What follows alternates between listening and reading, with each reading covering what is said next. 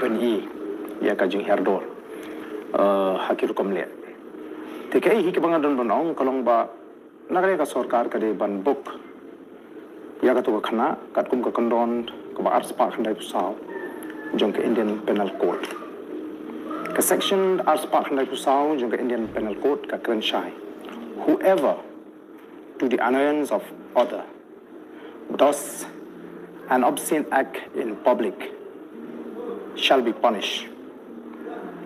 Leni kabapuli sing a song or recite a ballad of obscene shall be punished. Katkum ka kandon ai. Te ngimla banlen bakatu karukom le jungkatu ka khana samla tu si. Kalong ka jingle khlem ko ka ba palat put. Ka ba panja buram ya ka jai bin riu. Ka de ka jaka pajba te ndon takoi pat kalinti Ray don't come. Ban book. Yagatu ka khana katkum ka ni ka section.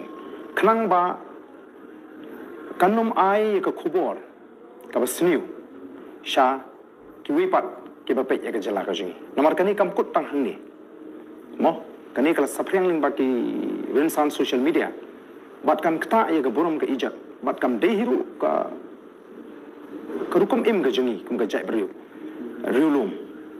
Bangin i ki ke hoi pila ban lekmen pila ban shat pila ban yarwai pila ban ekmen henry de ke be penjak buram ye ka jai benriu but kini ki tamasa ki baga sarkar ka pelong katkum ka jing penpau kalong ban kintiu ye ki kam jung okai perthai lesi ban peniru ye ka sap ka phong ka ki briu jing na ka ni ka jala ki dan mo ban promote ye ka tourism but ye ki briu kinong shong jong ni ka shong te ka tu ka wi ka jingja kawan ra ye ka jingja brom ye ka jai briu bat kum juru ka ai ka khubor ka ba bu ye ka jai briu ji ha ka jingja brom ha ba ki wi kin pet yengi da ka khmat ka ba pe po te ka de ka don kam namar ka ta ka daw ye ka sarkar ba kan shimkhia khanang ba ki ba kum ki ni ki jingja ha ki bor gi banwan ha gi nu ki jingle ekmen kinum ja ki banong ka jingja brom ba jing that long ya ka jai briu